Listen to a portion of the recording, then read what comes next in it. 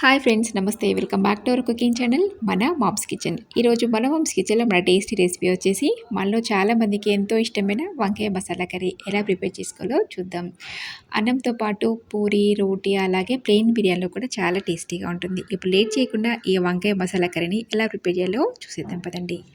ముందుగా దీనికోసం నేను ఇక్కడ ఒక 250 గ్రామ్స్ వంకాయలు తీసుకున్నానండి. ఇలా చిన్నగా ఉన్న వంకాయలు, గుత్తి వంకాయలు అంటారు కదా, అవి తీసుకొని ఒక 2 సార్లు బాగా వాష్ చేసి ఇలా మధ్యలోకి విడిలో చూపించిన విధంగా ఇలా కట్ చేసుకొని పెట్టుకోవాలి. ఇప్పుడు పక్కన పెట్టేసి స్టవ్ ఆన్ చేసి ఒక హాఫ్ కప్పు దాకా పల్లీలు అలాగే హాఫ్ కప్పు దాకా నువ్వులు వేసుకొని 1 నిమిషం పాటు లో ఫ్లేమ్లో వీటిని దూరగా వేయించుకోవాలండి. మరి పల్లీలు కానీ నువ్వులు కానీ మాడనీయకుండా చూసుకోవాలి. ఇలా దూరగా వేయించుకోవాలి. 1 నిమిషం పాటు మనకి ఫ్రై అయితే సరిపోతుంది. చూడండి, ఇలా అన్నీ కూడా ఫ్రై చేసుకున్న తర్వాత ఇవి పూర్తిగా చల్లరిన తర్వాత ఒక మిక్సీ జార్లోకి వేసుకోవాలి. చూడండి, ఫ్రై అయిపోయి కదా, స్టవ్ ఆఫ్ చేసుకుని చల్లరిన తర్వాత ఒక మిక్సీ జార్లోకి ట్రాన్స్ఫర్ చేసుకోవాలి. ఇప్పుడు ఇందులోకి ఒక దాల్చిన చెక్క అలాగే ఒక 2 లవంగాలు వేసుకొని ఒక చిన్న నిమ్మకాయ సైజంత చింతపండు అలాగే ఒక 1 టేబుల్ స్పూన్ దాకా కారం అలాగే హాఫ్ టేబుల్ స్పూన్ దాకా జీలకర్ర కొద్దిగా సాల్ట్ కూడా వేసేసుకొని దీన్ని మూత పెట్టేసుకొని ఒకసారి గ్రైండ్ చేసి మధ్యలో వాటర్ యాడ్ చేసుకొని ఇలా మెత్తగా పేస్ట్ లాగా కూడా గ్రైండ్ చేసుకోవాలి. ఇప్పుడు పక్కన పెట్టేసి మనం ఇందాక కట్ చేసుకున్న వంకాయలు ఏవైతే ఉన్నాయో దానికి మనం గ్రైండ్ చేసుకున్న స్టఫింగ్ ఉంది కదా, మసాలా, అదంతా కూడా ఇలా ఒక హాఫ్ టేబుల్ స్పూన్ దాకా తీసుకొని ఇలా వంకాయలో పెట్టేసుకొని స్టఫ్ చేసుకోవాలి. చూడండి, ఇలా అన్నీ కూడా వంకాయలన్నీ కూడా మసాలాతో స్టఫ్ చేసుకొని పక్కన పెట్టుకోవాలి. అలాగే స్టవ్ ఆన్ చేసి ఒక కడాయి పెట్టుకొని అందులోకి ఒక 3 టేబుల్ స్పూన్ దాకా ఆయిల్ వేసుకొని ఒక హాఫ్ టేబుల్ స్పూన్ దాకా జీలకర్ర అలాగే ఒకటి సన్నగా తరిగిన ఆనియన్ పెద్దది కట్ చేసుకొని ఇందులోకి యాడ్ చేసుకోవాలండి.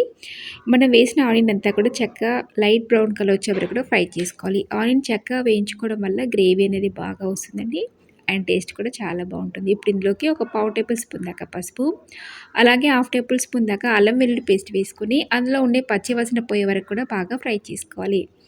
చూడండి, ఇదంతా కూడా చక్కగా ఫ్రై అయిపోయిన తర్వాత మనం ఇందాక స్టఫ్ చేసుకున్న వంకాయలు ఏవైతే ఉన్నాయో అది ఇందులోకి ఒక్కోటే పెట్టేసుకోవాలి. ఇలా వంకాయలన్నీ కూడా ఇందులోకి యాడ్ చేసిన తర్వాత మరొకసారి ఇదంతా కూడా బాగా మిక్స్ చేసుకోవాలి. ఈ వంకాయలన్నీ కూడా ఆయిల్లో చక్కగా 1 నిమిషం పాటు ఫ్రై చేసుకోవాలి. అప్పుడు వంకాయ అనేది మనకి ఒక హాఫ్ వరకు కూడా కుక్ అయిపోతుందండి. ఇలా 1 మినిట్ పాటు ఫ్రై చేసుకోవడం వల్ల వంకాయ కూడా చాలా ఫాస్ట్గా ఫ్రై అయిపోతుంది కదా. అలాగే మిగిలిపోయిన మసాలా ఏదైతే ఉందో అది కూడా ఇందులోకి యాడ్ చేసుకొని మరొకసారి ఇదంతా కూడా బాగా మిక్స్ చేసుకోవాలి. చూడండి, ఇలా అంతా కూడా చక్కగా మిక్స్ అయిపోయిన తర్వాత మనం ఇందులోకి గ్రేవీ కోసం వాటర్ యాడ్ చేసుకోవాలి. మిక్సీ జార్లో కొంచెం వాటర్ యాడ్ చేసుకొని ఇందులోకి యాడ్ చేసుకోండి. మీరు కన్సిస్టెన్సీ చూసుకుంటూ మీకు ఇంకా వాటర్ యాడ్ చేసుకోవాలనిపిస్తే వాటర్ యాడ్ చేసుకుని ఇక్కడ ఒక హాఫ్ గ్లాస్ దాకా వాటర్ యాడ్ చేశాను.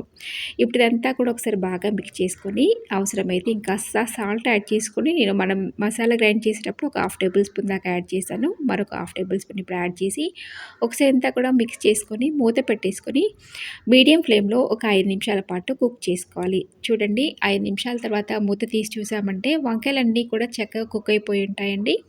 ఇప్పుడు ఇందులోకి ఒక పావు టేబుల్ స్పూన్ దాకా మసాలా వేసేసుకొని మరొకసారి ఇదంతా కూడా బాగా మిక్స్ చేసుకొని ఫైనల్గా సన్నగా తరిగిన కొత్తిమీర వేసేసి మన మసాలా వంకాయ కర్రీ రెడీ అయిపోయినట్టే. చాలా ఫాస్ట్గా అయిపోతుందండి అండ్ టేస్ట్ అయితే చాలా బాగుంటుంది. ఇదే ప్రాసెస్లో ట్రై చేయండి. ఇప్పుడు ఆల్మోస్ట్ రెడీ అయిపోయింది. స్టవ్ ఆఫ్ చేసుకొని ఒక బౌల్లోకి ట్రాన్స్ఫర్ చేయడమే.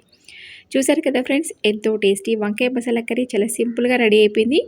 దేంట్లోకైనా కూడా చాలా టేస్టీగా ఉంటుందండి. రైస్ కానీ, రోటీ కానీ, పూరి కానీ, ప్లెయిన్ బిర్యానీ కానీ చాలా టేస్టీగా ఉంటుంది. డెఫినెట్గా మీరు కూడా ట్రై చేసి మీ ఫ్యామిలీ మెంబర్స్తో షేర్ చేసుకోండి. మరి మీకు ఈ రెసిపీ నచ్చితే తప్పకుండా ఒక లైక్ చేయండి, మీ ఫ్రెండ్స్కి షేర్ చేయండి.